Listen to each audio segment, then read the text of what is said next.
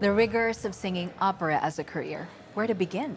You train, you work, you audition, you train some more, and you hope someone will pay you for it. This year, the Lyric Opera of Kansas City introduced its first class of what they're calling the Resident Artist Program. A chance to bridge the gap between schooling and the professional world. Samantha Gossard is one of those four singers, and as the lyric season gets underway, she is thrilled by the program's possibilities. I remember the first time I saw an opera. I was in college, actually. It came to me much later than in life than a lot of people who are in it. I was just mesmerized completely. The spectacle, the sheer sound, the fact that these voices were carrying over the orchestra in this great big hall. A mezzo-soprano is a lower female voice, soprano being the highest, mezzo-soprano is the middle, and then there are contraltos. We have a different tessitura, which is the range of voice where we're most comfortable singing for long periods of time. Aspergetemi, aspergetemi, aspergetemi da trovelli. My teacher always tells me you have to say hello to your voice every day. Even if you're taking 10 minutes to vocalize in the shower, just to see what your voice is doing, because your voice, it's its own organ, it's its own muscle, and it grows and changes as your body grows and changes, and you have to know what it's doing.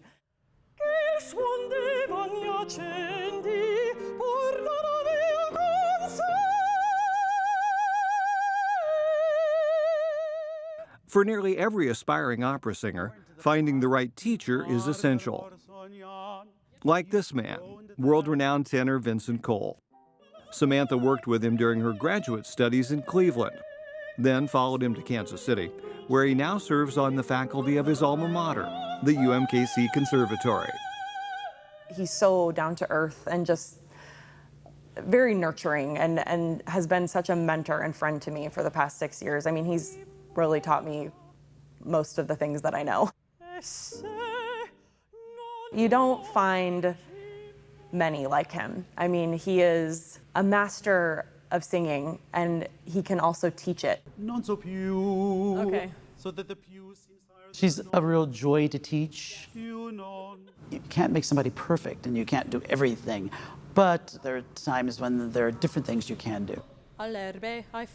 When you have somebody who's as agile as she is, as an adaptive, you know, you can kind of mold and say, okay, try it this way, try it this way. You know, really, it's the little refinement things. When you take a breath, you know, or when you sing a line, what's behind that? What's the thought behind it?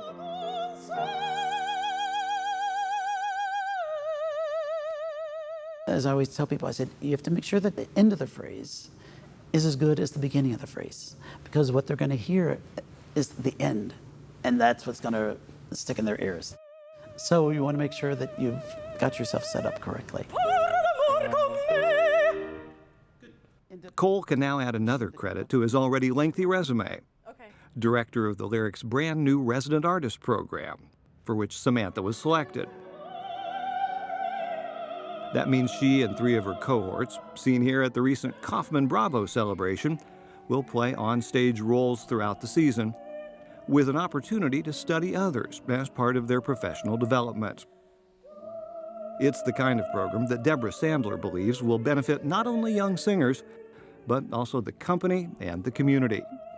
We're very excited that we have a wonderful chorus here, and they're local. But for the most part, we bring our principal artists in through international audition. And so this way, if we're at a point in between productions, we have a group of people who are very comfortable setting out, and we're doing special programs, and we're even starting a new series this year called the Exploration Series. That exploring begins with an unexpected pairing of the Beatles and Schubert. Then on to music by Elvis Costello, and a trip through the American art song, with resident artists and a few guests doing the bulk of the vocal work. It's all part of the Lyric's big push to bring new patrons into the fold. It's the people who have never gone that we want to try to reach, to say, hey, give it a shot. Here, let's give you a point of entry that may, you know, ease your journey. These days, opera does pop up in commercials and on film soundtracks. Productions at the Met are streamed live into movie theaters. It may be centuries old, but younger singers like Samantha Gossard still feel its power. The stories we get to tell are so very human. I often find that the art form, and really, honestly, live theater in general, gives people permission to feel and think things that they wouldn't otherwise feel or think. Singers in the opera world today are singing actors. I've been like out of breath running around singing on recent productions. And I love that. I love that it's so active now. Parlo d'amor sognando all'acqua profondi, ai fiori profondi. You know, since I sing less now, it's very interesting to do something with young singers.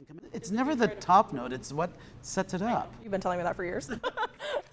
If any singer gets to enjoy what I got to enjoy all these years, it's the greatest joy of my life. I want them to have that same kind of feeling when they get to my age and they say, okay, I feel like I've really done something worthwhile, something I loved and enjoyed. That's what makes it worth it to me. It's communicating the story, it's telling those stories, keeping that music alive, putting beauty in a world that really needs it. When I'm having my really down days and I'm like, I don't know how much longer I can do this. This is hard, like getting rejection after rejection, or, you know, I'm not getting this music isn't coming easily to me. I'm on a deadline, I've got to get, you know, and when I'm having my really hard days and I think I kind of want to do something else, and then that's where my mind goes blank. And I can't really think of anything else I'd rather do. So I'm like, well, let's get back to it. Ogni donna mi fa palpitar, ogni donna mi fa palpitar, ogni